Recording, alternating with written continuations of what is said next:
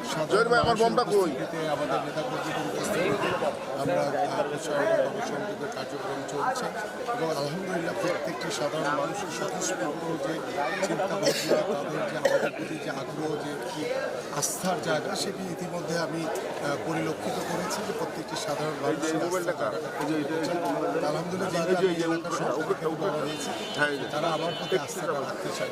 এখন আল্লাহ রহমতে আগামী 12ই ফেব্রুয়ারি সকল ষড়যন্ত্রকে মোকাবেলা করে আমাদের একটি সুষ্ঠু ভোটের অপেক্ষা রয়েছে।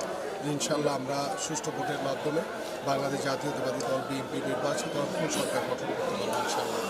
এর জন্য যারা ক্রিকেট বোর্ডে রয়েছে বা ক্রিকেট সংশ্লিষ্ট যারা কাজ করছে বা আপনারা যারা ক্রীড়া সাংবাদিক রয়েছে, প্রত্যেকেরই দায়িত্ব হচ্ছে যে আমার খেলাটিকে কীভাবে আমরা মাঠে রাখতে পারবো, কীভাবে আমার খেলোয়াড়রা উপকৃত হবে, সকল সুযোগ সুবিধা পাবে এবং কীভাবে আমার দেশ আগামীতে ক্রিকেটে আরও অনেক দূরে এগিয়ে যাবে, এটাই হচ্ছে মুখ্য বিষয়। এবং সেই জায়গা থেকে ক্রিকেট বোর্ডের আমার কাছে মনে হয় সামনে যে বিষয়গুলো রয়েছে সেই বিষয়গুলোকে সামনে রেখে যা যা করণীয় আছে অবশ্যই তাদের পদক্ষেপ নেওয়া উচিত।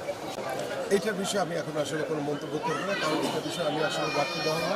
কারণ আমার কাছে মনে হয় যে খেলা মাঠে থাকবে, এটাই স্বাভাবিক, এবং খেলাটাকে মাঠে রাখার জন্য যা যা করণীয় আছে আমাদের সকল পদক্ষেপ নেওয়া উচিত।